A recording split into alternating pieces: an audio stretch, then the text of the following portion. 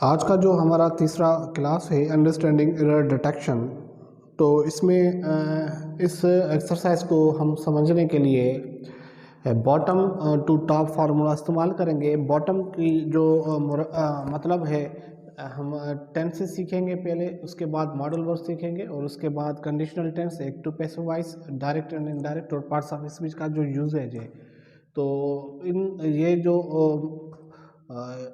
Subject मैंने बताए कि एरर डिटेक्शन इस तरह से हम सीखेंगे। तो आज हम बॉटम में तारुफ करेंगे टेंसेस का।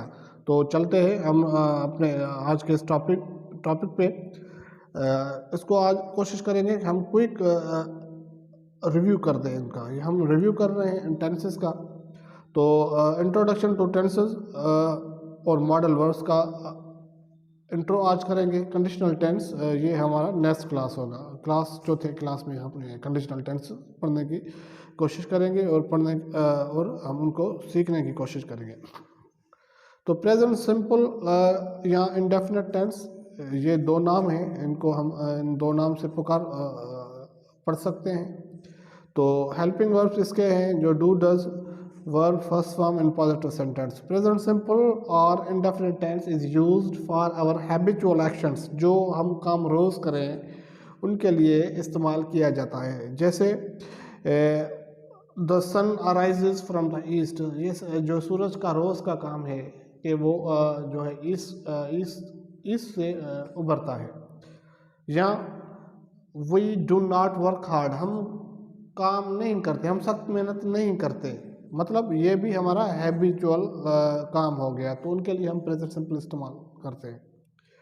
तो चलते हैं प्रेजेंट कंटिन्यूस, या इसको हम प्रोग्रेसिव टेंस भी कहते हैं। हेल्पिंग वर्ब जो है इसके इज एम आर और जो वर्ब इन फॉर्म लगता है। Present continuous tense is used for the actions that are in action, जो काम जो एक्शंस में हो, जो मोमेंट में हो हमारी आंखों के सामने, उनके लिए हम प्रेजेंट कंटिन्यूस इस्तेमाल करते हैं। जैसे सन इज गिविंग अस लाइट, सूरज हमें रोशनी दे रहा है, ये सिंपल कंटिन्यूस टेंस हो जाएगा। अगर रोज की बात करें तो हम कहेंगे कि सूरज हमें रोशनी देता है।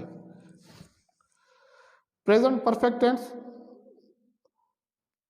helping verbs have plus verb third form. Present perfect tense is used for completed actions or for those actions which have just been completed, जो काम अभी मुकम्मल किए जा चुके हों उनके लिए हम प्रेजेंट परफेक्ट टेंस इस्तेमाल करते हैं। जैसे the sun has given us light, अब हमने क्या किया कि ये काम बता दिया कि सूरज ने हमें रोशनी दी है। ठीक है, तो इस हिसाब से अगर हम कहें कि Ali has watched TV, Ali ने टीवी देख ली है, तो जो कंप्लीट एक्शंस हो रिसेंट वक्त में, तो उनके लिए हम प्रेजेंट परफेक्ट टेंस इस्तेमाल करते हैं। Present perfect continuous tense, helping verbs have been verb in form. और प्रेजेंट कंटिन्यूस टेंस और प्रेजेंट परफेक्ट कंटिन्यूस टेंस में जो बुनियादी फर्क ये है कि जो प्रेजेंट कंटिन्यूस है वो जो काम अभी चल रहे हो, एक्शन में, उनके लिए इस्तेमाल किया जाता है।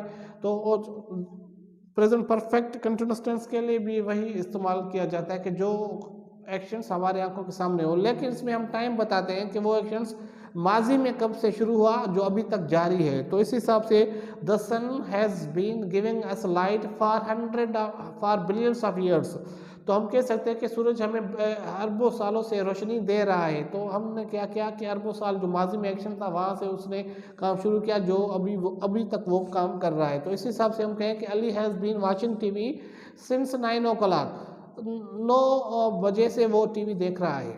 अगर हम कहें कि टाइम एग्जैक्ट टाइम न बताएं तो फिर हम फॉर लगाते हैं। तो Ali has been watching TV for last 9 hours.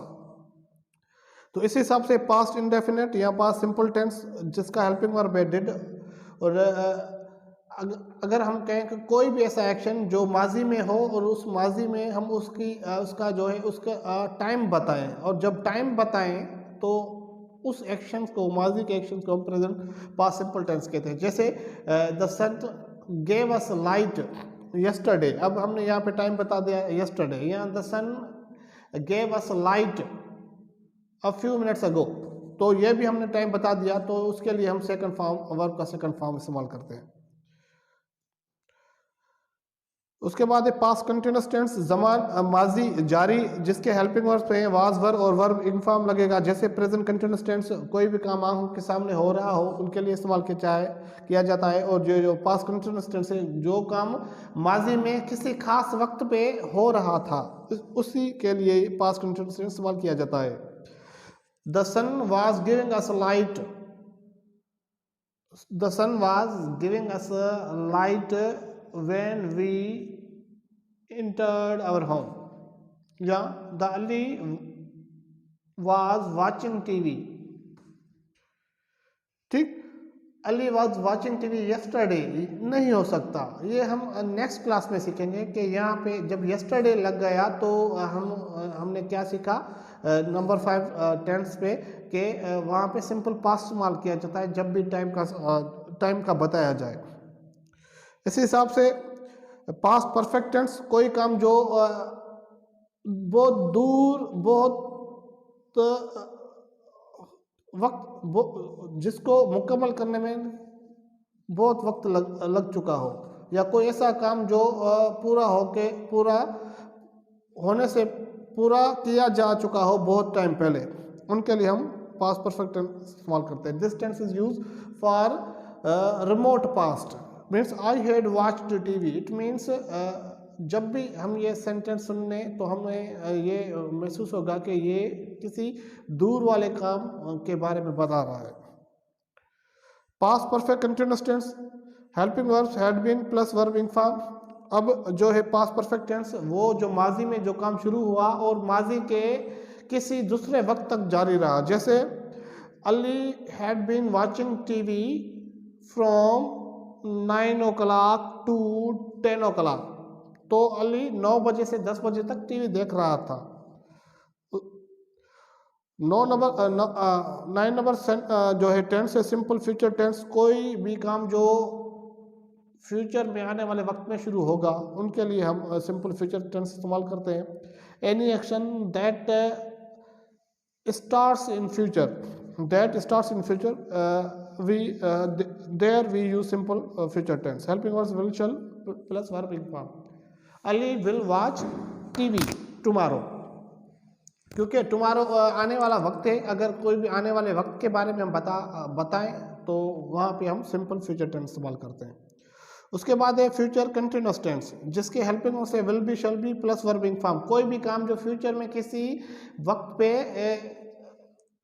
Action में हो, जैसे कि अली, या कोई भी हम दूसरा नाम लें, Ahmad will be playing cricket tomorrow. जो अली है वो कल क्रिकेट खेल रहा होगा, ठीक। तो अगर हम 11 नंबर पे जाएं तो future perfect tense, helping verbs will have, shall have plus verb in form. अगर कोई भी फ्यूचर में जो आने वाला वक्त हो और हम पहले से बता दें कि इसी वक्त पे जो काम मुकम्मल हो चुका होगा, उनके लिए हम ये इस्तेमाल करते हैं। Means Ahmad will have played cricket tomorrow, Ahmad कल क्रिकेट खेल चुका होगा। उसके बाद है फ्यूचर परफेक्ट कंटिन्यूअस टेंस, ये काम फ्यूचर आने वाले वक्त में शुरू होगा और उसके बाद किस टाइम तक वो जारी रहेगा। तो Ahmad will have been watching cricket from 9 o'clock to 10 o'clock tomorrow. Ali जो है कल 9 बजे से 10 बजे तक टीवी देख रहा होगा। तो इस हिसाब से मैंने ये कुछ मिसाल लिखी है मिस्टर रयान के नाम से। तो हम एक सेंटेंस को लिख लें और उनको 12 सेंटेंस में कन्वर्ट कर लें इस तरह, तो हमारे टेंसेस की रिपीटेशन हो जाएगी। और यहाँ पे हम आते हैं ख़ास तौर पे इंट्रोगेटिव सेंटेंस पे। तो इंट्रोगेटिव सेंटेंस में जो सवाल या जुमले थे वो दो तरह के जो है सवाल पूछे जाते हैं। एक वो जो हेल्पिंग वर्ब्स के साथ सवाल किया जाए, जैसे does mister Ryan study English subject, क्या मिस्टर रयान इंग्लिश सब्जेक्ट की स्टडी करता है, ठीक है, फर्स्ट सेंटेंस। और जो दूसरा सवाल पूछा जाता है वो है WH फैमिली मेंबर्स है, वो अल्फाज जो सवाल पूछने में काम आए, जैसे why, which, when, where, and how, ये भी सवाल पूछने में काम आते हैं। और अगर हम यहाँ पे इस्तेमाल करें फर्स्ट सेंटेंस पे, when does mister Rayyan study English subject, mister Rayyan अंग्रेजी किस वक्त स्टडी करता है, यहाँ why does mister Rayyan study English subject, why does mister Rayyan study English subject, mister Rayyan अंग्रेजी सब्जेक्ट क्यों पढ़ता है। ठीक, इस हिसाब से इन फैमिली मेंबर्स को जो WH को आप 2 से 12 तक जुमले में भी इस्तेमाल कर सकते हैं। और इसके जो इम्पोर्टेंट पॉइंट्स ये है कि जब भी सवाल पूछा जाए तो पहले WH फैमिली मेंबर्स का अगर इस्तेमाल है, उसके बाद हेल्पिंग वर्ब्स का होगा। लेकिन क्या किया जाता है कि अक्सर हम जो कैंडिडेट्स उम्मीदवार हैं वो जिनकी इंग्लिश वो इस तरह से अवेयर नहीं होते, वो क्या करते हैं तो लिखते हैं कि why mister Rayyan does study English language. ये नहीं होगा, ये होगा कि why does mister Rayyan study English subject. इस तरह से आप इंट्रोगेटिव में WH फैमिली मेंबर्स को 12 टेंसेस में इस्तेमाल करें। तो आज का जो हमारा ये क्लास था, सिर्फ ये टेंसेस का जो इंट्रोडक्शन किया है। अगर किसी के टेंसेस पे कमांड नहीं है या तो वो इन तरीके से उन टेंसेस को जो है तारफ उनका जो है करके कर सकता है, ताकि जब हम लेक्चर 4 में जाएं तो वहाँ पे हम मॉडल वर्ब सीखेंगे और उसके बाद कंडीशनल टेंस सीखेंगे क्लास नंबर 4 में। और जब क्लास 5 होगा उसमें एक्टिव पैसिव और डायरेक्ट इनडायरेक्ट सीखेंगे।